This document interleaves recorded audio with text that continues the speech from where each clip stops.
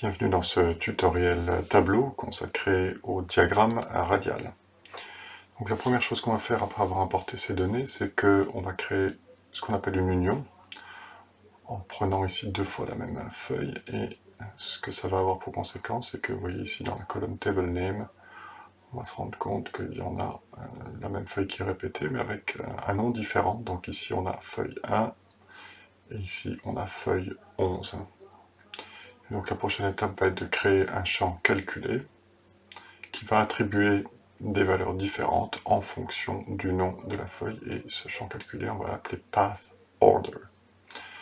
Donc si le nom de la table est égal à feuille 1, eh bien on va attribuer une valeur de 0, et sinon on va attribuer une valeur de 1. Voilà, c'est aussi simple que ça. Et une fois que cette première étape est faite, eh bien on va pouvoir passer à la création de la première feuille, en tout cas de la premier champ calculé, et vous voyez ici qu'on a bien toutes les valeurs de 0 pour feuille 1, et quand on arrive à feuille 11, eh bien on a la valeur de 1 qui apparaît, donc c'est parfait, c'est exactement ce qu'on veut. Donc passons maintenant à la création des différents champs calculés. La première chose qu'on va faire, c'est de créer deux paramètres. Le premier paramètre va s'appeler Radial Inner, et on va lui donner une valeur de -5, et le deuxième paramètre sera Radial Outer, et on va lui donner une valeur de 1. Voilà, on va le laisser comme ça pour le moment. On va maintenant créer le premier champ calculé, et on va l'appeler Radial Field. Ici c'est très simple, en fait, ce sont bien les montants des sommes qui ont été levées par les startups que je veux représenter. Ensuite on va créer le champ qui s'appelle Radial Angle. Et là je vous invite bien tout simplement à suivre la formule sur votre écran, et vous la retrouverez également dans la description de cette vidéo.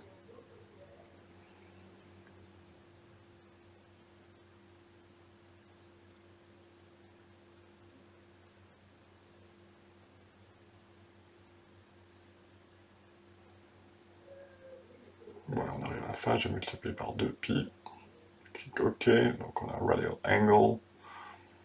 Maintenant on va créer un troisième champ calculé qui s'appelle Radial Normalized Length, et qui va me permettre bien de normaliser la longueur des différents bâtons qui vont apparaître sur le radial diagramme. Et ici je vais prendre, d'abord je vais commencer par le paramètre, ensuite une fonction if,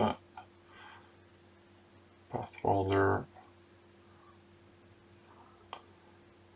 égale 0, 0, sinon la somme, voilà, de radial field divisé par window max de la somme de radial field, je dépasse bien après la deuxième parenthèse, fois radial inner moins radial outer. Je ferme la parenthèse deux fois, et je clique sur OK, et on est bon. Voilà, il nous manque encore quelques champs calculés. Radial x, qui est radial normal length multiplié par le cosinus de l'angle, et la même chose pour radial y, qui sera cette fois-ci multiplié par le sinus de l'angle.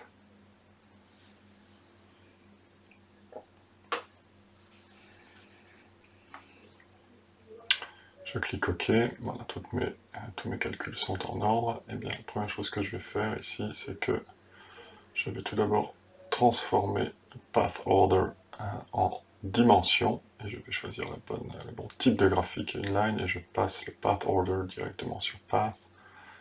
Voilà.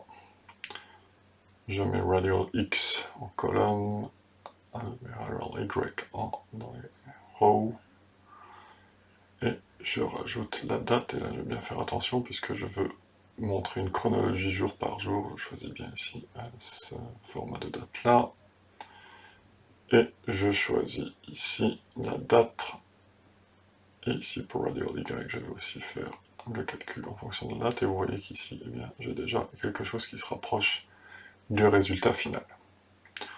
Alors pour avoir un résultat qui ne soit pas elliptique mais bien circulaire, je vais juste adapter les valeurs minimum et maximum de l'axe des abscisses et des ordonnées. Je mets moins 11, je mets 11, et je fais exactement la même chose ici. En ordonnée, moins 11, 11, et vous allez voir que bien, du coup tout est parfaitement circulaire. Je vais rajouter ici couleur eau, comme pour les pays, et je vais bien rajouter ici dans le calcul qu'il faut qu'il se fasse après la date, bien également par pays. Voilà, et ça me permet d'avoir le résultat souhaité, où j'ai une sorte de chronologie, déjà on la voit apparaître, de toutes les levées de fonds en fonction des pays au cours de l'année. Donc ici je vais juste faire quelques opérations d'esthétique pour améliorer l'aspect visuel du graphique. J'ai d'abord mis sur un fond noir, j'enlève toutes les lignes. Voilà. J'enlève les axes. Et voilà. Et donc là, j'ai juste une valeur nulle que je dois enlever. Et vous avez ici le résultat final, où vous avez un joli diagramme radial avec eh bien, toutes les levées de fonds représentées par des barres. Donc je le mets ici dans un dashboard. J'aurai bien entendu la hauteur pour que ça soit dans le bon format. Et voilà le résultat. Bien, j'espère que ce tutoriel vous aura plu, et je vous donne rendez-vous pour la deuxième partie.